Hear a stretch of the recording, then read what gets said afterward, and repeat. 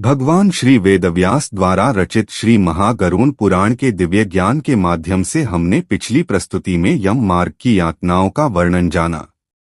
वैतरणी नदी का स्वरूप, यम मार्ग के 16 पुरों में जीवात्मा की यात्रा कैसे हुई यह हमने जाना। आज हम जानेंगे यम यातना का वर्णन, चित्रगुप्त द्वारा श्रवर्णों से प्राणियों के शुभ अशुभ कर्मों के विषय में पूछना। यात्रा में आगे बढ़ने से पहले जय श्री हरि विष्णु अवश्य बोले एवं चैनल को लाइक शेयर और सब्सक्राइब कर ले, आपका विशेष धन्यवाद। गरुड़ जी ने कहा, हे केशव, यम मार्ग की यात्रा पूरी करके यम के भवन में जाकर पापी किस प्रकार की यातना को भोगता है, वह मुझे बतलाइए। श्री हरि बोले, हे कश्यप नंदन, बहुभीतिपुर के आगे 44 योजन में फैला हुआ धर्मराज का विशाल पुर है।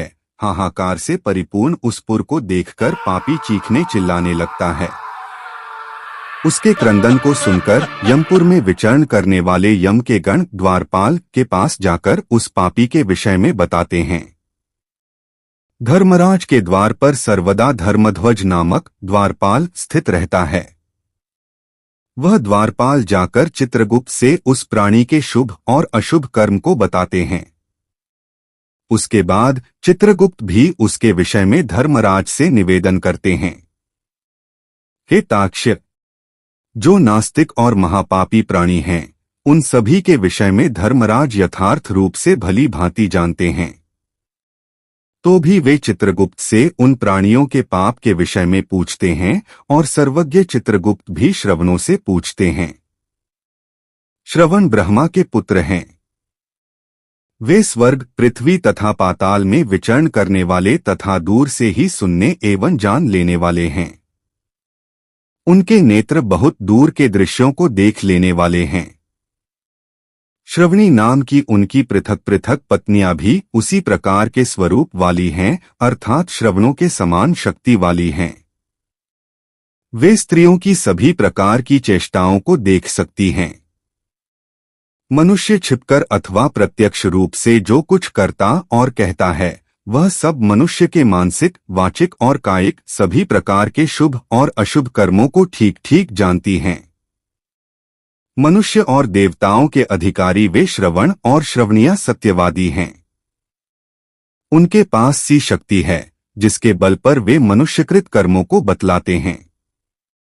व्रत, दान और सत्य वचन से जो मनुष्य उन्हें प्रसन्न करता है, उसके प्रति वे सौम्य तथा स्वर्ग और मोक्ष प्रदान करने वाले हो जाते हैं।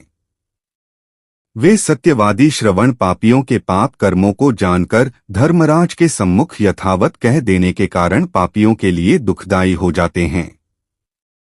पक्षीराज बोले, हे प्रभु, श्रवण कुमार किस शक्ति के कारण दूर से देख व सुन लेते हैं और उनको यह ज्ञान कहाँ से प्राप्त हुआ है, मेरे इन प्रश्नों के उत्तर दे।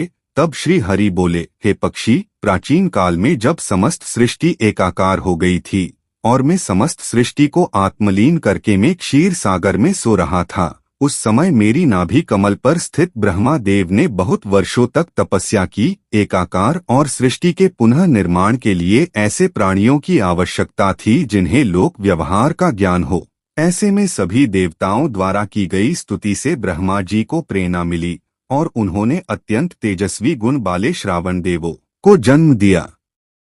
इस संसार में जो भी प्राणी शुभ या अशुभ बोलता है, उसे श्रवण देव अति शीघ्र ब्रह्मा के कानों तक पहुंचाते हैं। दूर से ही सुनने एवं दूर से देख लेने की शक्ति उनके पास होती है। चूंकि वे सब कुछ सुन लेते हैं, इसलिए उन्हें श्रावण देव कहा गया है।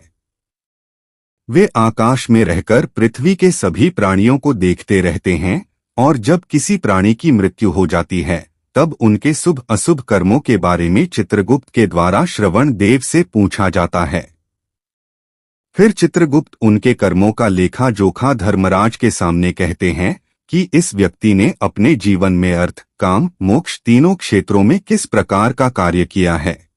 हे पक्षी राज गरुड़, संसार में धर्म, अर्थ, काम और मोक्ष ये 4 मार्ग है। जो उत्तम प्रकृति वाले प्राणी है, वे धर्म मार्ग से चलते हैं। जो अर्थ अर्थात संपत्ति, धन का दान करने वाले प्राणी है, वे मृत्यु उपरांत विमान से परलोक जाते हैं। काम यानी जो दीन दुखियों सहायता या इच्छा पूरी करने वाले हो, वे अश्वों पर सवार होकर प्रस्थान करते हैं। जो प्राणी मोक्ष की कामना रखते हैं एवं भगवत प्रेम रखते हैं, वे हंस विमान से परलोक जाते हैं। इनके अतिरिक्त जो धर्म के अनुसार आचरण नहीं करता और जो पापी व्यक्ति होता है, वो पैदल ही कटीले रास्ते से होकर कष्ट झेलता हुआ असिपत्र वन में जाता है। हे पक्षीराज, इस धरती पर जो भी मनुष्य पकवान वर्धनीय और जल पात्र के द्वारा मेरे सहित इन श्रवण देवों की पूजा करता है, उसको मैं वह प्रदान करता हूँ जिसकी प्राप्ति देवताओं को भी दुर्लभ नहीं होती। भक्ति पूर्वक शुभ 11 ब्राह्मण एवं 12 दाम्पत्य ब्राह्मण जोड़े को भोजन कराकर मेरी प्रसन्नता के लिए पूजा करनी चाहिए। ऐसा मनुष्य सभी देवताओं की कृपा दृष्टि में रहकर शुभ प्राप्त करता है। उनकी पूजा से मैं और चित्रगुप्त सहित धर्मराज भी प्रसन्न होते हैं। उन्हीं की संतुष्टि से धर्मपरायण मनुष्य मेरे विष्णु लोक को प्राप्त करते हैं। पक्षीराज बोले, हे श्री हरि, यमलोक में जीवात्मा कैसे प्रवेश करती है? यमलोक कितना बड़ा है, कैसा है, किसने बनाया है? हे प्रभु, मेरे इन प्रश्नों का समाधान करे। तब श्री हरि बोले, है पक्षीराज, गरुण दक्षिण दिशा के मध्य में महामहिम यमराज की पुरी है। वह समूर्ण नगर वज्र का बना है और बहुत दिव्य दिखाई देता है। देवता और असुर भी उसका भेदन नहीं कर सकते हैं। उसमें 4 द्वार है। यमराज अपने दूतों के साथ निवास करते हैं। उसका विस्तार 1000 योजन है। उस पुरी में जो धर्मराज का भवन है, वह स्वर्ण के समान क्रांतिमान है। उसका विस्तार 500 योजन ऊंचा है। हजारों घंटों की ध्वनि उस भवन में गूंजती रहती है।